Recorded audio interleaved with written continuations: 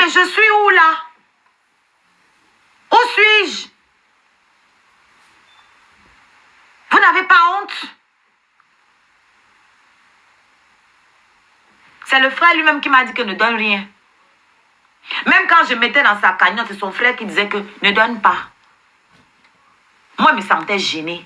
C'est pour ça que je mettais. Il me dit non, ne donne pas. Parce que toi-même, tes scarabées cotisent pour toi. C'est pas normal qu'on aille voir ton nom là-bas que tu as donné alors que toi-même on cotise pour toi. Voilà ce que lui me donnait comme excuse. Merci Nina. Voilà ce qu'il me donnait comme excuse. Que non, ce n'est pas bien qu'on te voit contribuer dans les cagnottes alors que toi-même, tu as des cagnottes. Mais j'avais mis pour les orphelins.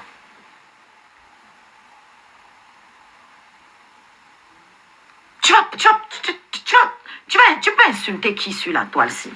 Tu peux parler fort à qui? Toi qu'on embarquait dans les restaurants à Paris. Tu peux parler fort à qui? Jusqu'à tu dis que oui, les gars, Ntouma, machin, ceci, cela. Toi, on t'embarquait. Toutes tes années de Ntouma que tu as Ntouma là, le résultat de ça est où? Tu appelles mon enfant échantillon. Tu dis que mes enfants sont sans père. Ce que tu as dans la maison que tu es parti emprunter là, son père où? Sa mère où? C'est pas toi qui l'as accouché. Si nous là, on ne fait pas les enfants là, s'il n'y avait pas les enfants abandonnés là, toi tu allais éduquer quoi?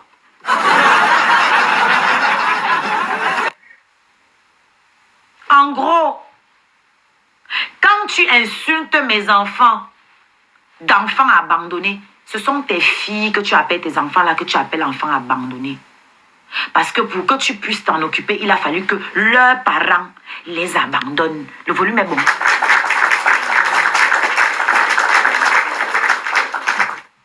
Pour que tu puisses les emprunter, pour te vanter aussi, dire que, pour que quelqu'un t'appelle aussi maman un jour, il a fallu que et leur père et leur mère les abandonnent entre tes mains. Toi, une vendeuse de piment qui n'a pas su mettre de côté. Une feignante qui n'a jamais travaillé en bain.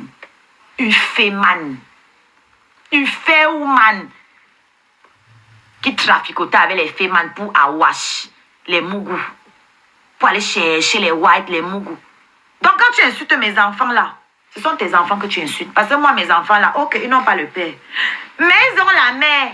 Toi, ta part et leur père et leur mère les ont jetés pour que toi, tu puisses récupérer entre vous les perdus. Je n'ai pas fini, j'arrive sur toi-même. Parce que toi-même, tu souffres de dépendance affective. Parce que toi-même, tes parents t'ont jeté. Oui. Je vais te montrer c'est quoi être un cancer. Assieds-toi, prends des notes. Et quand je finis, tu vas voir le psy. D'accord? Tu vas aller voir le psy, tu vas te soigner parce que tu as trop de traumatisme. Soigne-toi.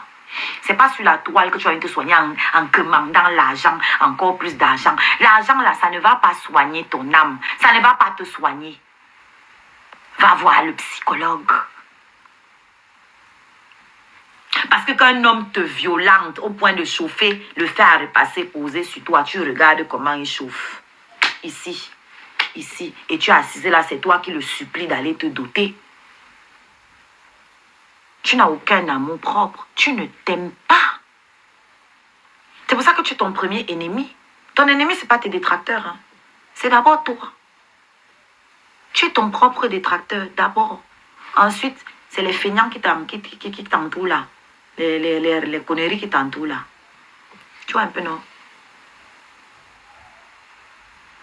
Ça ne peut rien donner. Merci famille. Attendez minuit. Ça va jouer fort. Les cadeaux. Tu disais que... Dites que vos abonnés m'envoient les cadeaux, non? Les cadeaux, envoyez-moi les cadeaux, non? Tu as oublié? Tu as oublié? Emma? Tu as oublié? Toi, tu peux m'insulter jusqu'à ça me fait mal. Ça peut m'empêcher de dormir. Tu es le rebut de la société. C'est à cause des gens comme toi là qu'on n'a plus envie de donner les papiers aux gens ici. Parce que toi, ton papier t'a servi à quoi depuis que tu as main? Quoi? Tu as réalisé quoi? Si tes totos qui t'entourent là ont couru pour venir poster ton kaolo. On comprend que ça a été très dur pour toi de renouveler. Et ça se comprend parce qu'aujourd'hui, on demande les diplômes aux gens pour renouveler leur kaolo. C'est pour ça qu'il est venu poster ça comme une victoire. Parce qu'en interne, ça a dû être une bataille. Ils ont dû traficoter là-bas parce qu'aujourd'hui, depuis quelques années, en Beng, on demande les diplômes. Si tu n'as pas eu de diplôme, on te fait payer un truc là que tu dois aller passer, mais tu dois écrire. Vu qu'elle ne peut pas écrire, ça veut dire qu'elle a dû monter des dossiers et des dossiers avec les assistantes sociales, avec les ceci, avec les cela. Tout ça pour qu'on ait pitié, on te donne le kaolo. Tu n'es pas handicapé. Tu n'es pas handicapé, meuf. Arrête de raconter des conneries aux gens pour qu'on ait pitié de toi. D'ailleurs, même les handicapés travaillent en France. Dans toutes les grandes entreprises, il y a un quota qu'on exige. On ne dit pas les handicapés, on dit les personnes vivant avec un handicap. C'est comme ça qu'on les appelle. Dans toutes les entreprises, les grandes entreprises, à partir d'un certain nombre d'employés, on exige que tu emploies un certain quota de personnes vivant avec un handicap. Toi, tu n'as pas vu que tu peux aussi aller te chercher là-bas? Non, ça ne te concerne pas.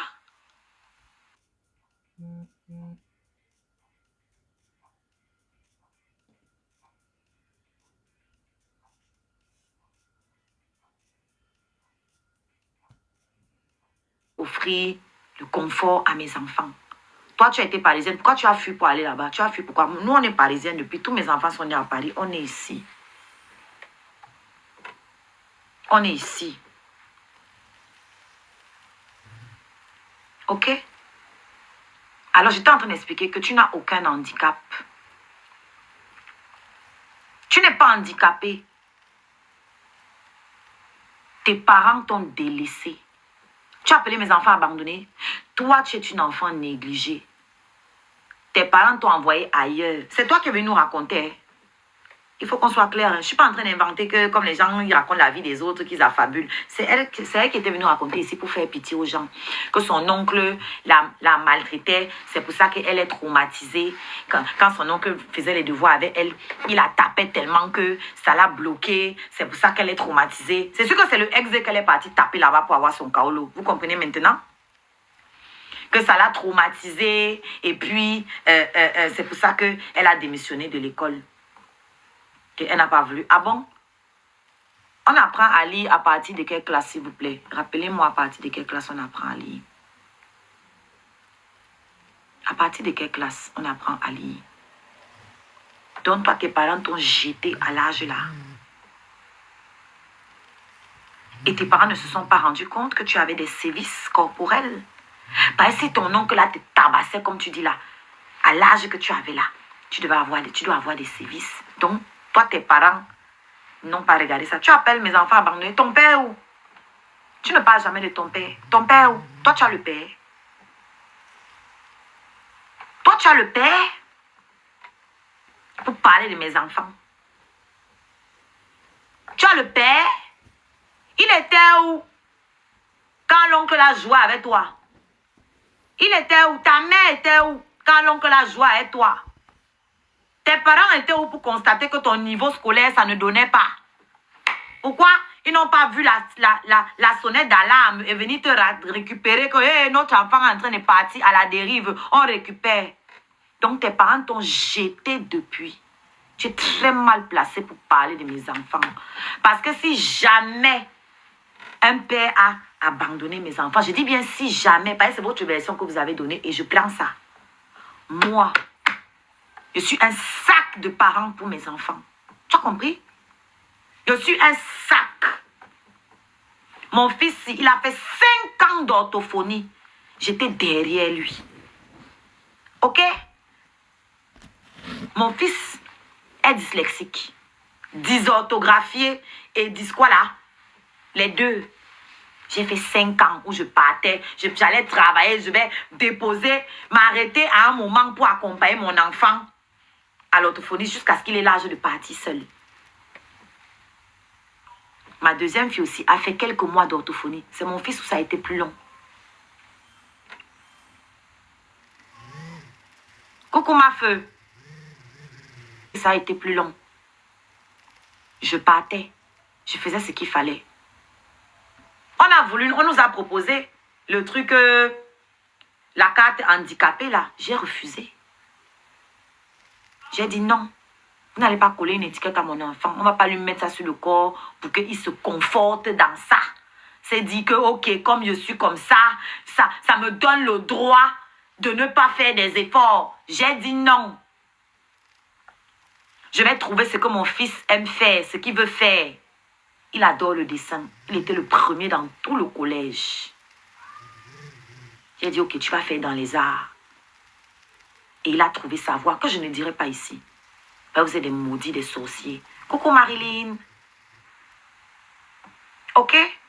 Aujourd'hui, mon fils est dans un lycée professionnel, un des meilleurs de la place.